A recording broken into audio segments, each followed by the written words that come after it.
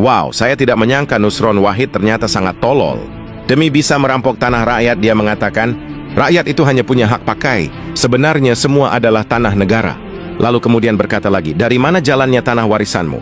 Emangnya mbahmu menciptakan tanah? Sejujurnya saya tidak tahu apakah agar diterima menjadi menteri, dia membuang otaknya lalu menggantinya dengan kotoran. Sehingga pemikirannya bisa setolol ini. Okelah, kita berikan pencerahan kepada mereka. Syarat terbentuknya sebuah negara hanya dua. 1. Tanah atau wilayah. 2. Rakyat. Lantas di mana posisi pemerintah? Pemerintah itu awalnya tidak ada. Dan sebenarnya tidak perlu juga ada. Sebab pemerintah itu hanyalah sebuah organisasi. Apakah organisasi itu sangat penting? Jawabannya tidak juga. Apakah ketika sebuah organisasi bubar, maka rakyat mati? Jawabannya jelas tidak. Lantas bagaimana tiba-tiba bisa ada organisasi di tengah-tengah rakyat? Jadi ketika rakyat itu semakin banyak, maka mereka bermusyawarah untuk mempermudah kehidupan mereka, maka mereka membutuhkan para pembantu. Maka mereka sepakat membentuk sebuah organisasi dan mereka menggajinya. Itulah asal mula pemerintah. Jadi ibarat negara itu adalah rumah, maka rakyat adalah majikan. Dan pemerintah adalah pembantu alias asisten rumah tangga. Pertanyaannya, apakah pembantu rumah tangga itu perlu? Ya, perlu juga sih. Karena akan mempermudah kehidupan kita. Tapi apakah kita akan mati? Atau tidak akan makan jika pembantu tidak ada? Ya, jelas tidaklah. Kan kita bisa masak sendiri atau beli dari rumah makan.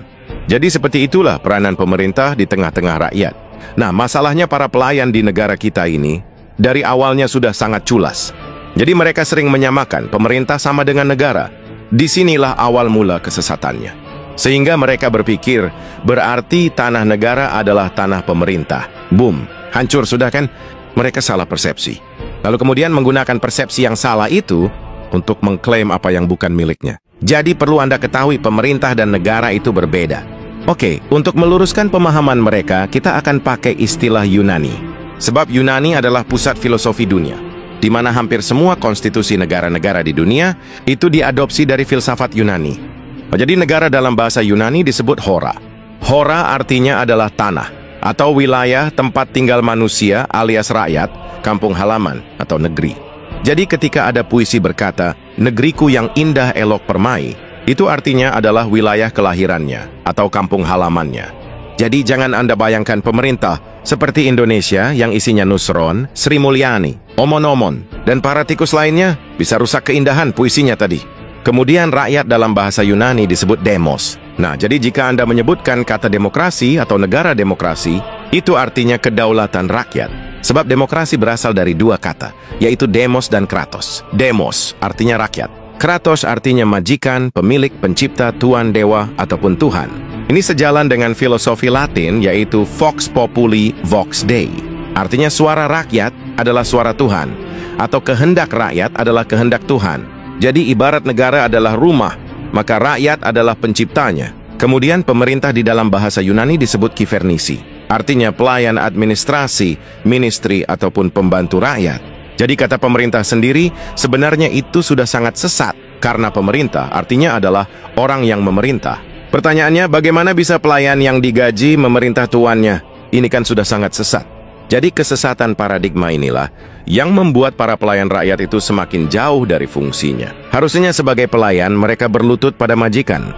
Tapi sekarang akibat kekeliruan dan kesesatan, tiba-tiba kaki pelayan itu malah diletakkan di atas kepala majikannya. Jadi jika bangsa ini ingin selamat, maka kita harus melakukan revolusi kesadaran. Kita harus berhenti menggunakan kata pemerintah, sebab itu bisa membuat mereka tersesat dan lupa diri. Maka kita harus segera mengganti istilahnya untuk menyebut mereka. Berikut ini adalah beberapa istilah yang pas untuk kifernisi. 1. Babu.